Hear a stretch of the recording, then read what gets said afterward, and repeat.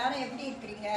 ரொம்ப நாள் ஆச்சு நான் உங்களை மீட் பண்ணி பேசி ஒரு சின்ன விஷயத்தை உங்களோட ஷேர் பண்ணிக்கலான்ட்டு வந்திருக்கிறேன்.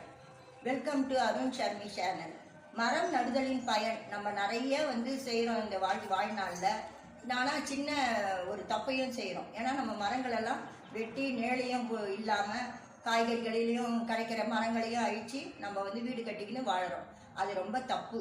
அந்த தப்பு நடக்கக்கூடாதுன்றதுக்காக ஒரு சின்ன ஒரு விஷயத்தை உங்ககிட்ட சொல்கிறேன், கேளுங்க. கடவுளின் படைப்பில் மானிடராய் பிறத்தல் அரிது என்றார் ஔவையார். மனிதனை படைத்த இறைவன் அவன் இன்புற்று வாழ மரம், செடி, கொடி, விலங்கு என பலவிதமான இயற்கை சாதனைகளையும் படைத்தார். ஆனால் மனிதனோ சுயநலமாக யோசித்து சுவைக்கு விலங்குகளை வேட்டையாடினான்.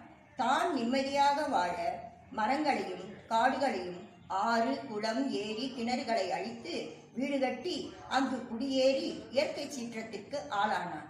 அதனால் தூய காற்றை இழந்து நிழலை இழந்து வெள்ளத்தால் பாதிக்கப்பட்டு அல்லலுறுகிறான், அவதிப்படுகிறான். நிமிர்ந்து நின்ற மலைகள் பாறைகளை உருட்டி தள்ளி உயிர் பலி கேட்கிறது.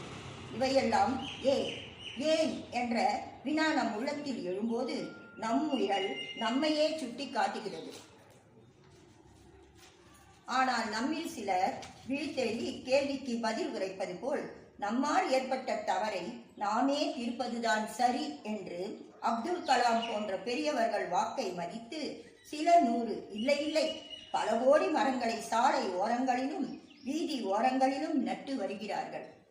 மேலும் மரம் நடுதலின் பயனை மரம் வளர்ப்போம், பசுமை மிகு பாரதத்தை உருவாக்குவோம், வீட்டிற்கு ஒரு மரக்கன்று நடுவோம், மனித நேயத்தை காப்போம் போன்ற பயனுள்ள வாசகங்களை வீதியில் உள்ள சுவர்களில் எழுதி மக்கள் அனைவரும் மரம் நடுதலின் பயனை உணர செய்கிறார்கள். மனிதன் முயன்றால் மரம் ஒன்று தோட்டமாகி சோலையாகி காடாகி நமக்கு பல வழிகளில் பயன் தரும் என்பது திண்ணம். கவிஞர் கண்ணதாசன் பிள்ளையை பெற்றால் கண்ணீரு, தென்னையை பெற்றால் இளநீரு என்று மரத்தினுடைய இன்றியமையாமை அழகாக பாடலாக எழுதினார்.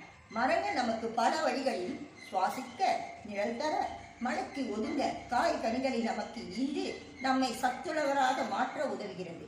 மரம் வளர்ப்போம், மாசற்ற இந்தியா உருவாக பாடுபடுவோம். மரக்கன்றுகளை நடுவோம், பசுமை புரட்சியை ஏற்படுத்துவோம்.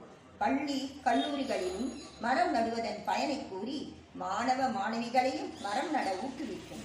நாம் இன்று நடும் ஒரு மரம் நாளை நம் சந்ததியருக்கு பயனுள்ளதாக அமையும் என்பதில் எல்லளவும் சந்தேகம் இல்லை. நம் இந்தியா மறுபடியும் மரங்கள் நிறைந்த நாடாக, வண்ண பூக்கள் பூத்து குலுங்கும் சோலையாக மாற வேண்டும். அதற்கு ஒரு கை தட்டினால் ஒளி எழும்பாது. அனைவரும் கைகோர்த்து வீறு நடை போட்டு பசுமை மிகு பாரதம் உருவாக நாமும் நம் சந்ததியினரும் பாடுபடுவோம், பலனை பெறுவோம். வாழ்க பாரதம், வளர்க மரம், செடி, கொடிகளால் பூத்து குலுங்கும் இந்தியா. வந்தே மாதரம். வாழ்க வளமுடன். நற்பவி. நன்றி. நான் கூறியிருக்கிற இந்த சின்ன விஷயம் உங்களுக்கு நான் ரீச் ஆயிருக்கோன்னு நினைக்கிறேன். இதை மட்டும் கேட்காம உங்களுக்கு வருங்கால சந்ததியருக்கு முக்கியமா நம்ம சொல்லணும். ஏன்னா அவங்க தான் எதிர்காலத்தை நோக்கி நிழலையும் வெள்ளத்தையும் எல்லாத்தையும் சந்திக்க போறவங்க. அவங்க அதெல்லாம் நல்லதை சந்திச்சு நல்லபடியா வாழணும்னா நம்ம இந்த விஷயத்தை எல்லாருக்கும் ஷேர் பண்ணி